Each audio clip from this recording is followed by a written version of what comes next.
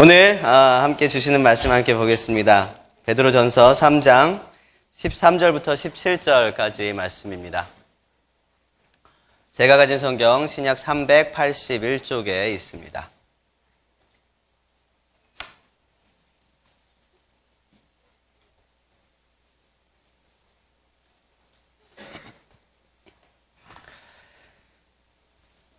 우리 제가 한 절, 여러분들이 한 절 교독하시고 마지막 절은 함께 읽겠습니다.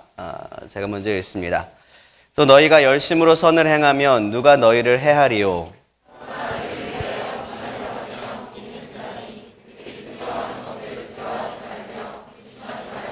너희 마음에 그리스도를 주로 삼아 거룩하게 하고 너희 속에 있는 소망에 관한 이유를 묻는 자에게는 대답할 것을 항상 준비하되 온유와 두려움으로 하고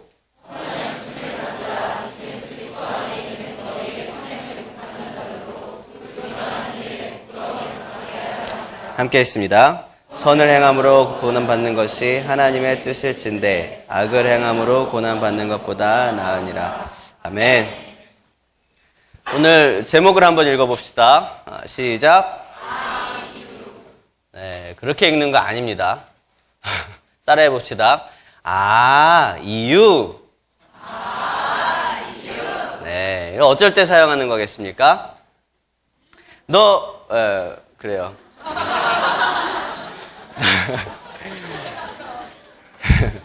너 교회 왜 다니니? 너 예수님 믿는 이유가 뭐야? 오늘 말씀처럼. 그리고 네 안에 소망이 있는데 그 소망의 이유가 뭐야? 라고 물어봤을 때 우리가 대답할 때 이유. 그 다음에 이제 우리가 할 말을 하면 돼요. 그럴 때 사용하는 겁니다. 이유는 가수가 아닙니다. 자, 오늘 그러면 여러분들이 내가 교회 다니는 이유, 내가 예수님 믿는 이유, 내 안에 소망이 있는 이유, 그거 말이야 뭐냐 하면 하고 대답할 수 있는 그 대답이 무엇인지를 우리가 함께 말씀을 통해서 보도록 하겠습니다. 베드로는요, 직업이 뭐였어요? 어부였어요. 어부 출신입니다. 그 당시에 어부들은요, 공부를 잘했을까요? 못했을까요? 못했어요. 어부뿐이었겠습니까? 그 당시 어부들은요, 글을 잘 몰랐을 것입니다. 근데 베드로 전후서는 베드로가 썼겠죠? 글을 몰랐는데 굉장히 똑똑한 어부였을까요? 그렇지 않습니다. 우리가 베드로 전서 뒤쪽에 보면은요, 이 글을 누가 써줬냐 하면은 실루아노가 써줍니다. 바울과 함께 다니던 실라 있잖아요. 실라. 바울과 실라. 그 실루아노가 베드로를 대신해서 적어줬다, 고맙다, 이렇게 이야기를 하고 있어요. 베드로는요, 어부 출신이었습니다. 머리가 그렇게 좋지 않았다는 것입니다. 똑똑하지도 않았고요. 그 당시에는 굉장히 평범한 직업이었어요. 갈릴리 호수에 호수가 워낙 크기 때문에 어부들도 많았어요. 대대로 직업을 물려오던 그런 어부 중에 한 명이 바로 베드로였습니다. 근데 그 베드로가 예수님을 만나고 예수님의 부르심을 받아서 예수님의 제자가 되었습니다. 제자 중에서도 가장 으뜸이 되는 수제자가 된 거예요. 그래서 12명의 제자들 중에서 예수님은요, 급하면 베드로를 딱 먼저 불러다가 베드로야 이렇게 하고 베드로를 통해서 또 이렇게 지시가 내려오도록 그렇게 우리와 비슷한 피라미드 구조를 가져서 이렇게 사역들을 진행해 나가셨습니다. 그런데 이 베드로는요, 굉장히 예수님과 가까운 곳에서 예수님을 섬겼던 제자였거든요. 근데 이 베드로가요, 성격이 좀 있었어요. 그 당시에 이제 어부 출신이어서 그렇기도 했고, 또 그 사람 자체의 성격도 그랬습니다. 굉장히 다혈질적이었고, 이렇게 힘도 쓰고 막 화도 많이 내고 그러던 사람이었습니다. 그런데 결국에는 예수님께서는요, 그 베드로의 한마디 고백을 통해서 그래, 그것을 너에게 허락하신 분은 사람이 아니고 하나님이시다라고 얘기했던 그 고백이 있습니다. 뭡니까? 주는 그리스도시요 살아계신 하나님의 아들이라는 그 고백이에요. 주는 그리스도시요 살아계신 하나님의 아들이라는 이 고백이 결국은 예수님께서 내가 그 터 위에다가 내 교회를 세울 것이다 라고 얘기했던 그 어마어마한 교회의 터가 되는 그 고백을 했던 사람이 바로 베드로입니다. 그리고 결국 예수님께서는요, 하나님께서는 베드로를 통해서 교회가 세워지게 하시고 초대교회가 다 이렇게 운영이 되도록 하셨습니다. 예수님께서 부활하시고 승천하신 후에 베드로는 예수님이 얘기하셨던 것 같이 초대교회의 지도자가 되었습니다. 아직도 카톨릭에서는 베드로를 최고의 교회 지도자로 인정하고 있습니다. 교황, 카톨릭의 교황 있잖아요. 올라가서 초대 교황이 누구냐면 베드로예요. 베드로로부터 이렇게 교황이 계속 대물림이 되어 있는 것입니다. 크리스찬이 아닌 수많은 사람들도 이 베드로를 굉장히 인정해주고 있습니다. 반석이라는 뜻이죠. 그래서 베드로를 일컬어서 반석 베드로라고 하는데 이게 영어 이름이 뭐예요? 피터잖아요. 피터라는 사람은 크리스찬이 아닌 사람들도 굉장히 많은 이름들을 갖습니다. 외국에서도 그렇게 피터. 초대교회 수장이기도 했고 예수님의 으뜸 가는 제자기도 했던 그 베드로. 그런데요, 이 베드로가 그렇게 중요한 자리에 있었기도 하고 중요한 고백도 했고 예수님이랑 굉장히 가까이서 사역을 하기도 했는데 베드로는요, 글을 많이 남기지 않았어요. 베드로가 남긴 문서는 이것밖에 없어요. 베드로 전후서. 그것도 심지어 자기가 쓴 게 아니라 실로아가 받아 적은 거. 실로아너가 받아 적은 거. 사도 바울은요, 예수님을 직접 만난 적은 없습니다. 다메섹 도상에서 예수님과 만난 적은 있습니다. 하지만 예수님이 부활 승천하시기 이전에 직접 육신으로 만난 적은 없거든요. 그럼에도 불구하고 사도 바울은 이 신약 성경의 절반을 다 썼어요. 서신서의 대부분은 사도 바울이 썼습니다.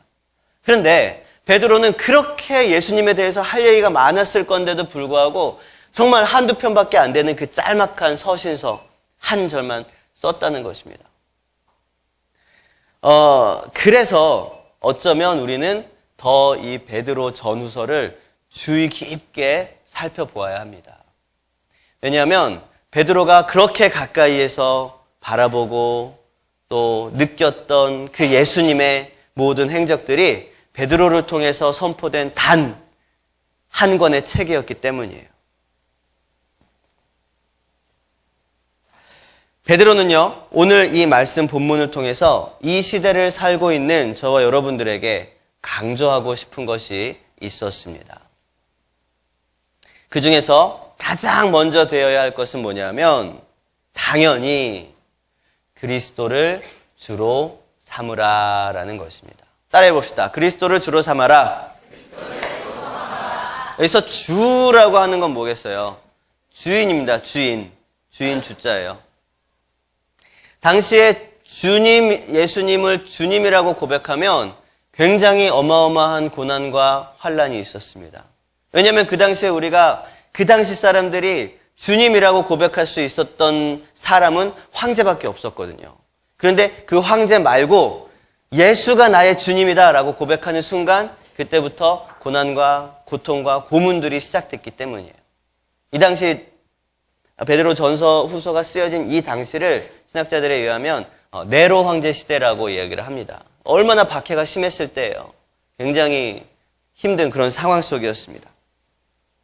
그런데 그때 예수님의 이름을 고백하느냐고 죽었던 수많은 순교자들이 있었습니다. 그 시점에서 누군가 이 순교자에게 묻습니다. 너 왜 예수님 이름 때문에 죽냐? 왜 예수님 때문에 그렇게 죽을 수밖에 없는 그 이유가 뭐냐라고 물었을 때 이 순교자들이 뭐라 그랬을까요? 이유? 그러면서 이제 본인들의 고백을 했겠죠. 그 고백이 무엇이었겠습니까? 어떤 이야기를 했겠어요? 왜 그들이 목숨까지 버려가면서 예수님을 주라고 고백했겠습니까? 예수님께서 나의 영혼을 죽음에서 생명으로 옮기셨기 때문에 나는 나의 이 육체를 주님을 위해서 버릴 수 있습니다. 이것이 그들의 이유였을 것입니다. 그들이 고난당하면서 고문당하면서 초대교회 순교자들이 죽을 수 있었던 단 하나의 이유였을 것입니다.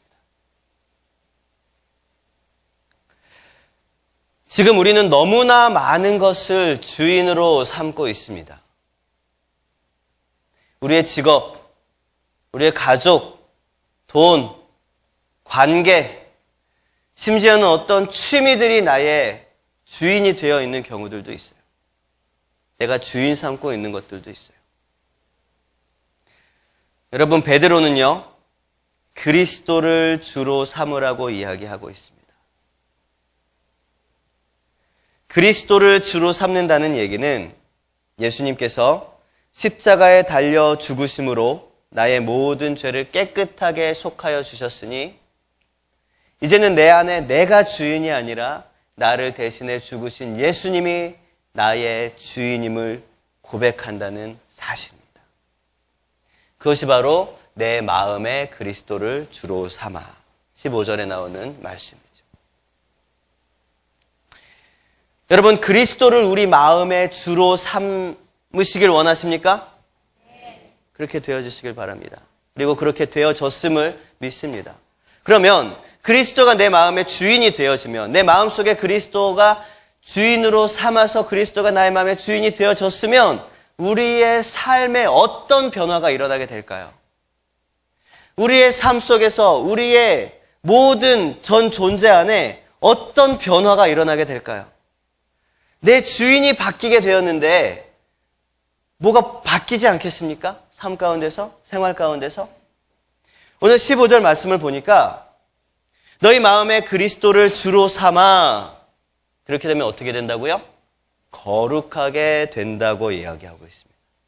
그리스도가 우리 마음의 주인이 되면 우리는 거룩하게 됩니다. 그런데요, 이 헬라어 원어로 이렇게 거룩하게 되다라는 이 말이요, 단어가 중요한 게 아니고 이 단어의 형태가 어떤 형태냐, 형태가 어떤 형태냐면요, 명령형이에요.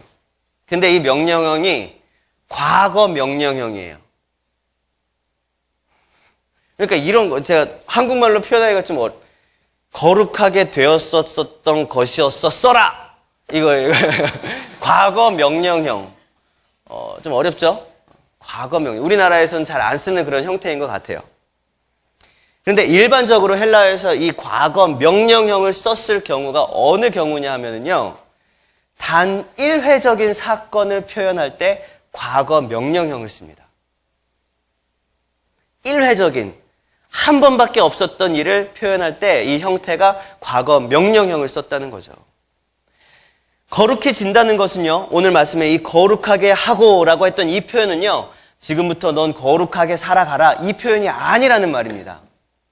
과거의 어떤 시점, 딱 그 한 시점을 통해서 너네는 이렇게 그리스도를 마음의 주로 삼게 되면 너네는 과거의 어떤 시점부터 일회적인 사건을 통해서 거룩하게 되었다라고 얘기를 하는 것입니다. 지금도 거룩한 상태다라고 얘기를 하고 있는 거예요. 그게 이 형태예요. 이 과거형 명령의 형태입니다.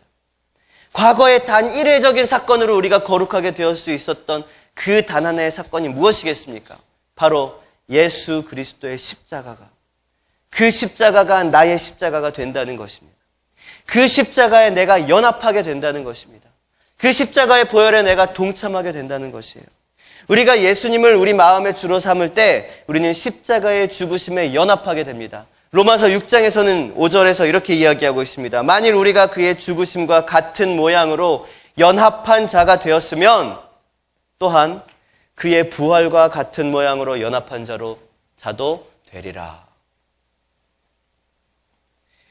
여러분, 우리가 거룩하게 되었다라는 것은 예수 그리스도의 십자가를 통해서 우리 과거에 우리가 태어나기도 이전에 그 예수 그리스도의 십자가 사건으로 인해서 우리가 거룩하게 되어졌다라는 것을 말하는 것입니다. 죄인에서 의인으로 구별된 것입니다. 사망에서 생명으로 옮겨진 것입니다. 이거는요, 사망에서 생명으로 이렇게 가고 있는 과정이 아니에요. 옮겨졌다는 것입니다. 일회적인 사건, 예수 그리스도의 십자가를 통해서. 나 구원받고 있어, 이런 거 아닙니다. 구원받은 것입니다. 나 사망에서는 나왔는데 아직 천국까지는 못 들어갔어. 이런 거 없어요. 중간 지점 없어요. 사망에서 나왔으면 천국입니다.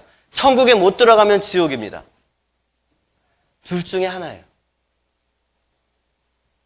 그러면 내 마음의 주인이 그리스도가 몇 퍼센트 조금 있고 나머지 내가 주인이야.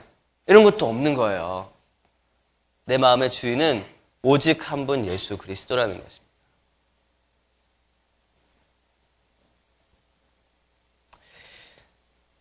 우리가 거룩하게 구별되었다는 것은요, 구원받았다는 것입니다. 구원받았다는 것은요, 이미 우리는 종착역이 정해진 기차를 탔다는 것입니다.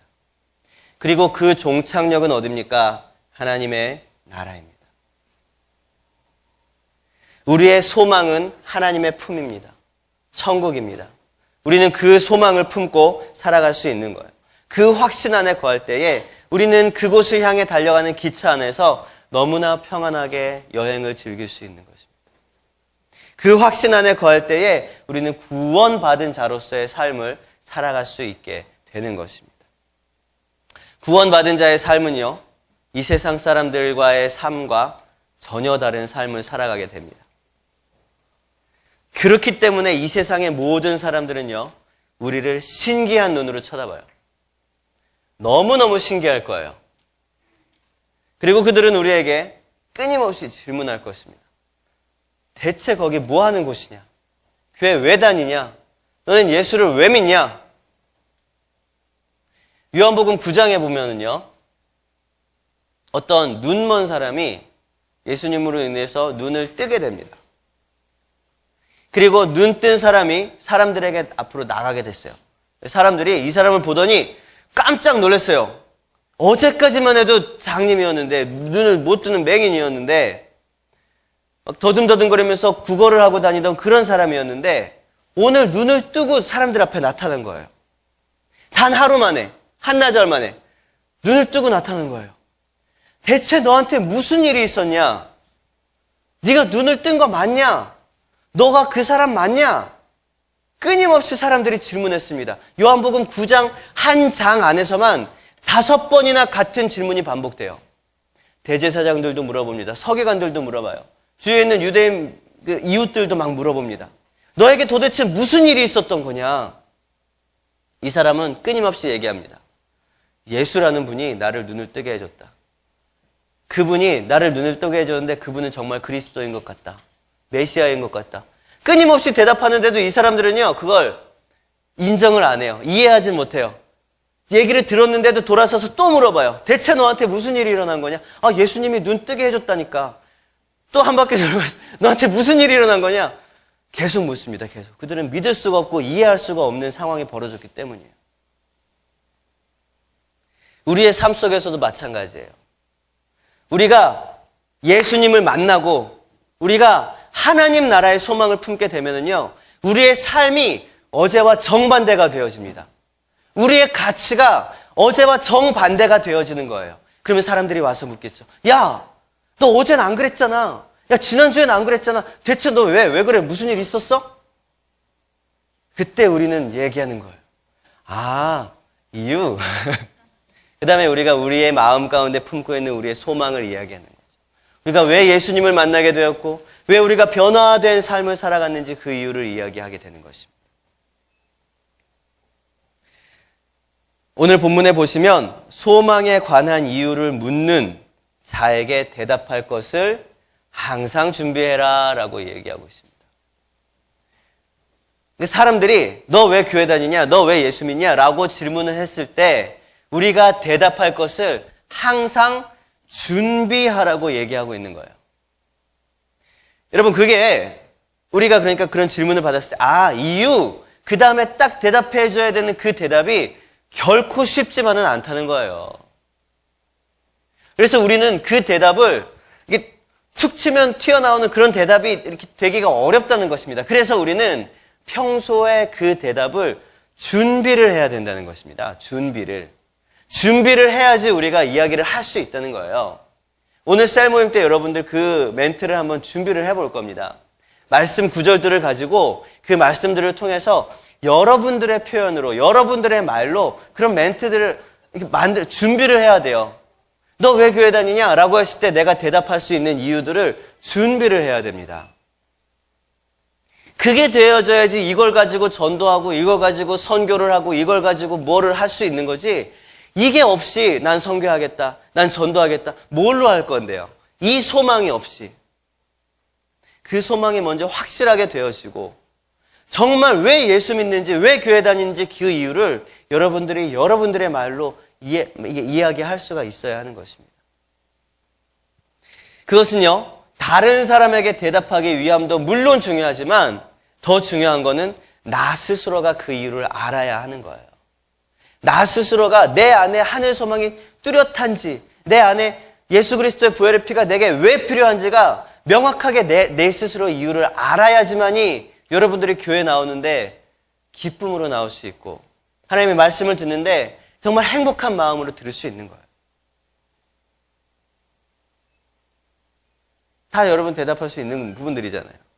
다 이유를 아시잖아요. 설마 모르진 않겠죠. 아실 겁니다. 여러분, 많은 사람들이 왜 예수 믿으십니까? 라고 물어보면 많은 사람들이 안타깝지만 이렇게 대답합니다. 저희 부모님부터 믿어왔습니다. 저희 할아버지 때부터 믿어왔습니다. 어릴 때부터 교회 나오기 시작했습니다. 그냥 주일날 안 나오면 뭔가 허전하고 불안합니다. 예수님을 믿고 기도하면 마음이 평안해집니다. 교회를 열심히 나오면 나에게 위로가 생깁니다. 내 기도가 잘 응답되는 것 같습니다. 여러분, 이거는요, 예수님을 믿는 부수적인 것들에 불과해요. 정말 핵심이 아닌 거예요. 예수님을 믿으면 죽어서 천국 가야죠. 죽어서 천국 가야죠. 이 땅에서의 모든 삶들은 부수적인 것에 불과합니다. 핵심을 붙들으셔야 돼요. 핵심. 때로는 우리는요, 교회에서 말고 다른 곳에서 더 마음의 위로를 얻을 수도 있어요. 교회에서 말고 다른 곳에서 열심히 할 때 축복같이 이렇게 막 물질도 막 이렇게 받을 수 있고요. 교회에서 기도하는 거 말고 다른 사람에게 부탁할 때 더 빨리 막 응답이 이루어지는 경우들도 있어요. 그럼 그거는 교회 다닐 필요가 없는 거예요. 그러나 하나님 나라에 대한 소망만큼은 교회 이외에 예수 그리스도의 이름 이외에서는 우리는 찾을 수가 없습니다. 우리가 예수님을 믿어야 하는 이유, 우리가 교회에 나와서 예배드리고 예수 그리스도의 십자가를 우리가 신뢰하는 그 단 하나의 이유는 하나님 나라의 소망 때문이에요. 그런데 이 복음에 대해서 이야기하고 천국 소망에 대해서 이야기를 할 때 어떤 사람들은요, 그래, 강권하라 그랬지? 너 이리 와. 그러다가 확 앉혀놓습니다. 대부분의 부모님들이 그렇게 하십니다. 그래서 그렇게 와서 앉아 계신 분들도 있어요. 또 얼마나 감사해요. 이렇게 말씀을 들을 수 있고, 이렇게 앉아서. 그런데 강권하라 그랬다고 해서 막 이제 억지로 끌어다가 앉힌다고 해서 이렇게 마음이 열리고 막 이렇게 믿게 되는 건 아니에요. 우리가 이 주님께서 우리에게 향하신 그 소망, 하나님의 소망에 대한 이유를 대답할 것을 우리가 준비하라 그랬잖아요. 그걸 준비를 할 때 두 가지 자세가 필요합니다. 이걸 준비해 나가는데 두 가지 자세가 필요해요. 오늘 말씀에 나옵니다. 15절 마지막에 보니까 하나는 온유, 또 하나는 두려움. 온유와 두려움으로 그 대답을 준비하라고 얘기하고 있어요. 여러분, 굉장히 많은 이단들이 그렇게 얘기하고 있습니다. 다급하고 조급하게 만들어요. 지금 당장, 사이비 같은 경우 지금 당장 전 재산을 바쳐라 막 그러면서 다급하고 조급하게 만드는 거는요, 사이비나 이단들도 그렇게 하고요, 그 보이스피싱 같은 경우도 그래요. 그래서 공부를 많이 한 사람들, 막 이런 사람들도 보이스피싱 전화를 하다 보면 자기도 모르게 가서 막 비밀번호 누르고 막 출금하고 있대요. 그런 분들도 많이 있대요. 그런 거예요. 막 다급하고 조급하게 만드는 것입니다. 그러나 여러분, 조급하고 막 다급하게 그렇게 복음을 전하면 부작용이 너무 많이 일어나요. 우리 마음속에는 당연하죠. 다급하고 조급한 상황인 거죠. 왜냐하면 지금 당장 죽으면 얘네들이 지옥을 갈 수밖에 없는데 복음 전하는 게 얼마나 중요하고 급한 일입니까? 하지만 이 복음을 전할 때는 굉장히 지혜롭고 온유하고 두려움 있는 마음으로 그렇게 전해야 되는 것입니다. 온유함은요, 예수님의 성품입니다. 온유하다는 것은요, 겸손함을 가지고 있는 것입니다. 온유하다는 것은요, 약한 걸 얘기하는 게 아닙니다. 온유함은 부드러움입니다. 우리는 온유함으로 우리의 소망에 관해서 이야기를 준비해야 돼요. 온유하게, 부드럽게. 또 하나는 두려움으로 하라고 얘기하고 있습니다. 무엇에 관한 두려움일까요? 세상을 향한 두려움입니까? 관계가 끊어질 것에 대한 그런 두려움이에요? 아니에요. 그런 거 아니에요. 그런 두려움이 아닙니다. 전능하신 하나님에 대한 두려움이에요. 여러분, 하나님이 두렵습니까? 하나님의 사랑, 하나님의 자비, 하나님의 은혜만 점점점 강조되어지다 보면 하나님의 공의가 어느덧 사라져버리고 말아요. 그러나 하나님은요, 정말 공의로우신 하나님입니다. 공의로우신 하나님이라는 것은요, 우리가 하나님을 두려워해야 한다는 뜻이에요. 죄를 지으면 그 죄를 볼 수 없는 분이 하나님이라는 거예요. 우리가 자식들을 키울 때는 어느 정도 죄 지어도 잘못해도 용서해주고 막 이렇게 사랑으로 안아줘 그러잖아요. 근데 하나님의 그 공의의 속성은 아주 작은 잘못들도 다 그 죄에 대한 대가를 치러야 한다는 거죠. 그만큼 두려우신 분이 하나님입니다. 우리는 우리의 아주 작은 죄의 대가가 어떠하다는 사실을 알면 너무너무 두려웠게 될 것입니다. 이번에 세월호와 관련해서 인터넷에 막 악성 글들을 남겼던 사람들이 있어요. 그들이 실제로 영장이 발부돼서 체포가 되었던 경우들도 있습니다. 그들이 집에서 PC방에서 핸드폰으로 정말 별 생각 없이 그렇게 흘려보냈던 그런 글들, 주의를 끌기 위해서 그렇게 막 심하게 적었던 그런 글들이 그 유가족들과 상황을 당하고 있는 모든 사람들에게 얼마나 큰 상처를 주고 얼마나 큰 데미지를 줬는지를 안다면 이 사람들은요, 그 글을 올릴 수 없었을 거예요. 이 사람들은요, 너무너무 두렵고 미안하고 너무너무 씻을 수 없는 죄책감에 시달릴 것입니다. 그런데 우리가 뱉는 말 한마디가, 우리가 생각 없이 하는 행동 하나하나의 작은 죄악들이 얼마나 큰 대가를 치러야 하는가, 이걸 생각하면요, 우리는 그 죄에 대한 두려움이 너무너무 커지게 될 것입니다. 우리가 하나님 나라에 막 올라갈 때에 우리의 발목을 덜컥 붙잡는 죄가 내가 내 친구에게 했던 거짓말 하나, 내가 내 친구에게 다른 사람 욕을 했던 그런 비방과 정죄 하나, 그런 것들 때문에 내가 천국에 올라가지 못하고 발목을 탁 잡히게 된다라고 생각해 보십시오. 얼마나 작은 죄악이지만 그것이 내 천국 가는 길을 막을 수 있는 충분한 그런 죄악이 된다는 것을 우리가 안다면 우리는 더 두려울 수밖에 없고 더 거룩하게 살아갈 수밖에 없을 것입니다. 그것이 바로 온유와 두려움으로 우리가 우리의 소망의 이유를 적어야 하는 태도입니다. 우리는 우리 자신의 죄를 알고 그 죄의 대가를 알 때에 두려워집니다. 우리는 죄인이었다가 너무너무 감사하게도 예수님을 통해서 의인이라고 칭함을 얻게 됩니다. 하나님의 자녀가 되지 않았으면 진짜 큰일 날 뻔한, 그래서 우리는 두려운 거예요. 이런 두려움을 말하는 것입니다. 하나님께 사랑을 얻지 못하게 될 뻔한 그런 두려움. 그 두려움이 있다는 것은 바로 내가 죄인이라는 고백이에요. 내 죄가 씻을 수 없이 너무나 큰 죄라는 고백입니다. 그런 고백이 있을 때야 나는 두려움을 느끼게 되는 것입니다. 그리고 그런 두려움이 있을 때야 나는 예수 그리스도의 십자가 보혈의 능력을 알게 되는 것입니다. 나처럼 정말 씻을 수 없는 그런 죄악임에도 불구하고 주님의 그 십자가 보혈로 나를 씻어주셨기 때문에 나는 너무나 감사하게 주님 앞에 나갈 수 있는 거예요. 그 두려움과 온유로 우리는 우리 소망에 대한 대답을 항상 준비해야 합니다. 말씀을 정리하겠습니다.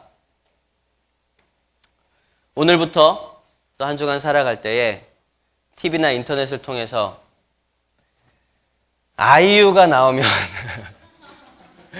어떻게 해야 됩니까? 이유. 그러면서 머릿속으로 다시 한번 정리해야 돼요. 다시 한번 여러분들이 오늘 셀 모임 때 나눴던 그런 표현들을 다시 한번 이야기해보고 정리해보고 그래야 됩니다. 이번 한 주간 아이유 정말 많이 뜰 거예요. 그래서 이렇게 검색도 되고 그럴 건데 여러분이 볼 때마다 글씨를 보든지 얼굴을 보든지 실제로 만나든지 어떻게 됐든지 볼 때마다 여러분 떠올리시길 바랍니다. 이유. 내 안에 있는 소망의 이유. 내가 예수님을 믿어야 하는 이유. 내가 교회 다니는 이유. 그 이유. 그 이유는 바로 이거야. 내가 천국 소망을 가질 수 있는 이유는 예수님의 십자가로 인해서 내 모든 죄의 대가가 치루어졌기 때문입니다. 내 모든 죄의 대가가 치루어진 이유는 하나님이 나를 너무너무 사랑하셔서 내 모든 죄를 예수 그리스도의 십자가에다가 못 박으셨기 때문입니다.